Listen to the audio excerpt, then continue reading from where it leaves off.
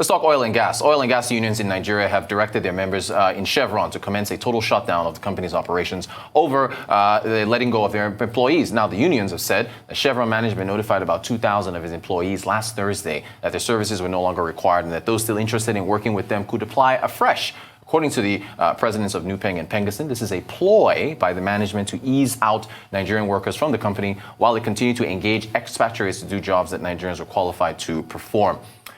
Former acting president, PENGASSAN, Comrade Frank Esanubi, joins me live to discuss this. Good morning to you, Comrade. PENGASSAN and NUPENG pushing for a shutdown of Chevron's operations. What is the end game? What are the unions looking to achieve here?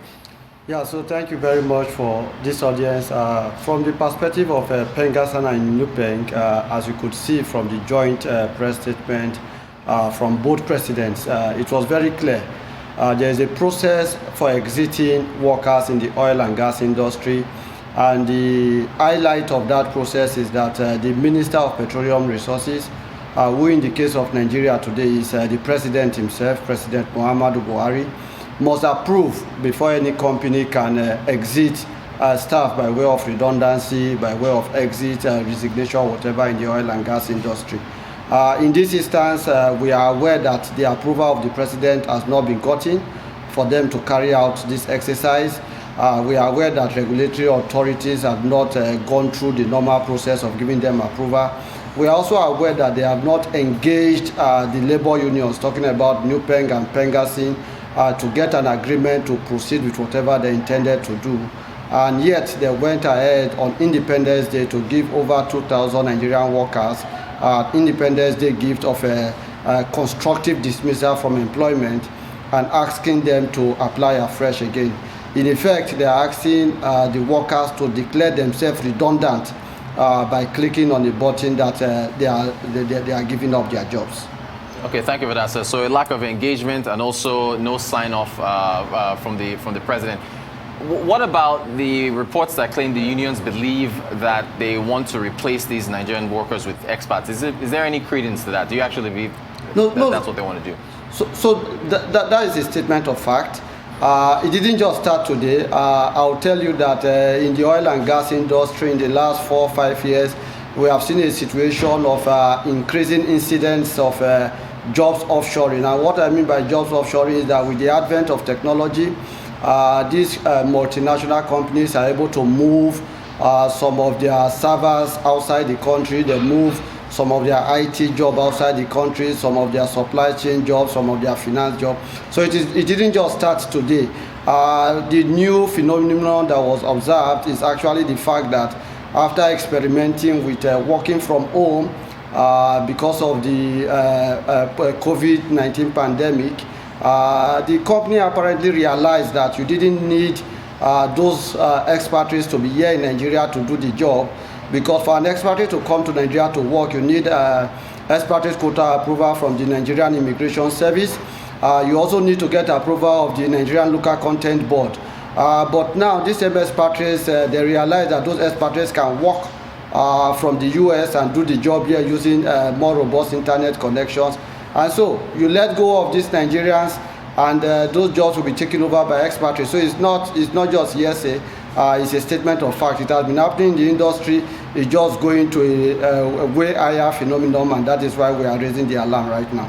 Okay, so thank you. So what you've described is a company that is reacting to realities. You talked about working from home. The Institute of Directors in the UK released a report about working from home. Another reality I want to throw at you, BP, ExxonMobil, Shell, this is in Europe now, they've announced job cuts of a combined over 13,000.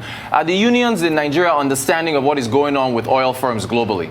So the unions in Nigeria are very understanding, and because we are discussing Chevron, I'll be specific again.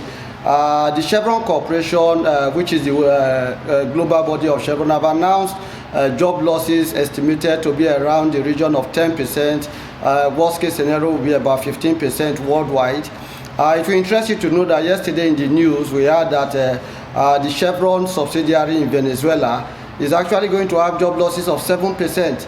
But you just confirmed to me again that the Chevron affiliate in Nigeria, Chevron Nigeria, did confirm that they are letting go, they are exiting 25% of workforce.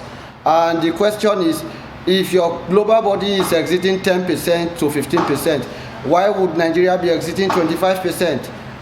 It tells you that there is more to it than meets the eye. And that is why the unions are actually raising alarm that the federal government needs to step in urgently, otherwise these multinationals will rubbish whatever effort the government is making in terms of job protection for Nigerians. Okay, but fine. But you do, as at the beginning of your answer, you did say that you do understand the realities of what global oil firms are going through. So that we've established that the unions do understand that. So the unions are very understanding. I'll tell you, in the height of the COVID-19 pandemic, when most persons were quarantined at home, when most persons were locked in at home and they couldn't go out, the oil and gas industry, the unions, NUPENG, PENGASSAN, we are at the forefront of asking their members to go offshore to continue working. Right at the height of the coronavirus pandemic, around March, April this year, when yourself or many other people would not dare want to leave their home, they were doing more like essential work to keep oil and gas production ongoing in Nigeria, because we realized that it is the mainstay of the economy of Nigeria. And when it comes to the issue of managing costs, because we also appreciate that the margins for the companies are much lower now compared to when oil was selling for about $100 per barrel, we have shown sufficient understanding. But I'll tell you the honest truth, personnel costs are not the number one item that is driving up costs in Nigeria. You should ask questions around what is the process around contracting, and who are those benefiting from contracting. I'll give you a simple example. Actually, let me give you one quick example. We've run out of time, Comrade. I appreciate your insights. Comrade Frank Esanubi, former acting president of PENGASSAN. Thank you so much.